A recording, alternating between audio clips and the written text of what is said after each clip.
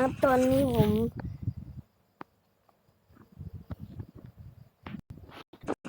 วันครับตอนนี้ผมก็มาพบกับน้องผมได้เช่นกันนะครับผมเล่นในนี้ตอนนี้ผมได้ราชาทั้ง3 ตัวนี้แล้วตอนนี้จะได้มาโคตรเหนื่อยเลย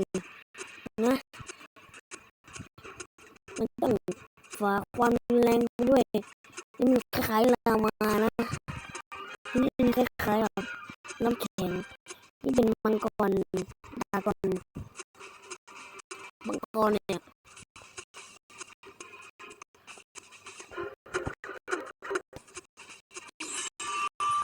ได้มาแล้วตัวหนึ่ง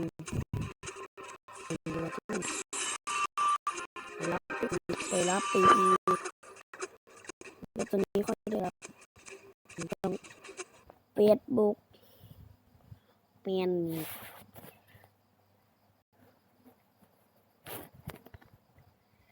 เนิน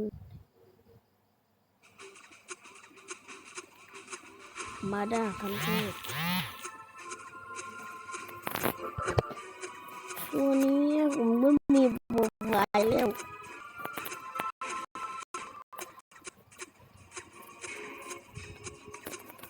ผมชื่อว่ามาด้าแต่ทุกคนเลือกผมว่าไอแพนด้าแพ้ไม่เป็นไรครับนี่มันเกิดมาไม่ได้ผมบอกเลยมันเป็นท่าตรงนี้ได้นี่เป็นคนเหมือนคนแฉเพราะจมูกทั้ง3 ตัวนี้มันรวมพลังหลายตัวนี่มันรวมพลังว่ามันจะออกพลังหรือเปล่าโอ้โหปีศาจยังไม่ได้มาสักตัวตายแล้ว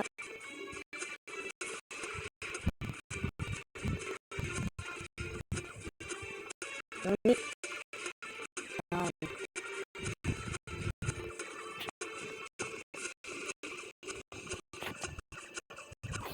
ปีศาจยังไม่ได้มาสักตัว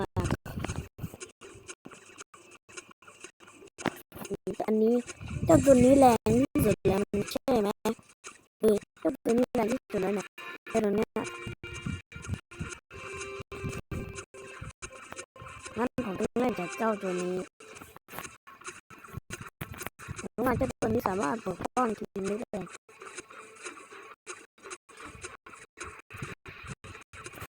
ต้องมาครับโอ้ยแยมบาเบนเดนี่ไม่ใช่นี่ผมนี่คุณลองวางไว้คุณเคยเล่นหรือยังคุณเคยเล่นก็กดไลค์ให้นะครับนั่นเดี๋ยวผมจะแนะนำสำหรับคนที่เล่นยังไม่เป็นแค่คุณเห็นทางซ้ายทางล่างนี้นะครับมุมข้างล่างทางซ้ายนะคุณเห็นไข่คุณแล้วมันก็สอนคุณอยู่แต่คุณไม่ได้โหลดมาเดี๋ยวคุณดูคลิปนี้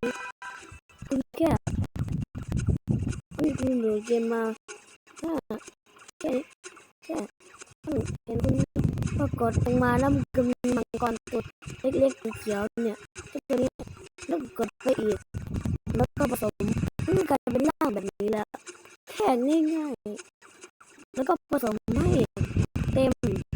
ผสมตอนนี้ผมผสมเต็มแล้วนะครับนี่ผมตอนนี้มันเต็มแล้วเราจะพาดูว่ามันเต็มจริงไหมนี่เต็มเลยเนี่ยผมเอามาที่ตัวแล้วตรงนี้อันนี้ผมบอกนะนี่ยังเลเวล1เลเวล4เลยโอ้เจ๋งขนาดนั้นตัวนี้ก็ใช่เหมือนกันต้องรุ่นเหมือนกัน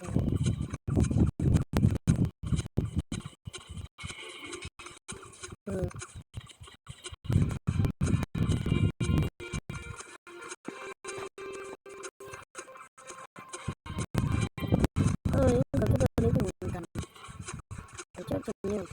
ปากนี้กว่าเท่านี้ปากแบบไม่เหมือนกันเท่านี้ตาสีฟ้าจะเกิดนั้นตาสีเหลืองสมแดง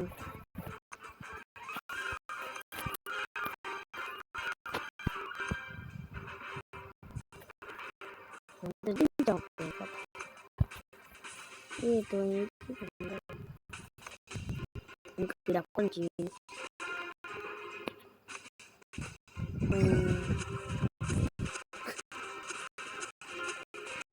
เกี่ยวนะ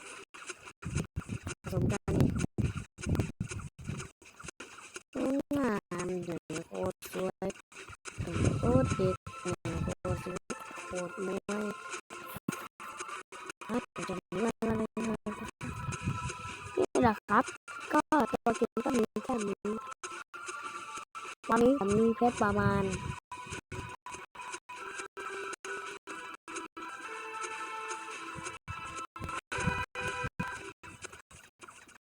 260เพราะว่าผมไม่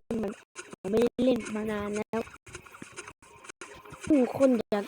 ถ้าคุณถึงเลเวลสูงแล้วประมาณเลเวล4ของคุณนะแล้วคุณไม่มีตัวโหดคุณไม่มีตัวโหดเล่นเลยคุณก็กดไปตรงนี้นะครับมันมีให้รับแล้วก็รับตัวนี้แล้วเราก็กดไปนะครับมันจะมีตัวที่เราได้รับไปเลยนะครับแล้วก็ไม่เชื่อลองโหลดมาเล่นถ้าถึงเลเวลสูงก็มาบอกผมว่ามันได้หรือเปล่านะครับ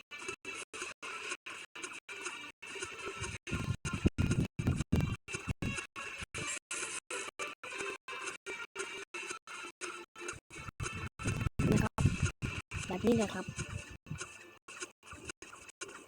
เราก็เล่นนะใช่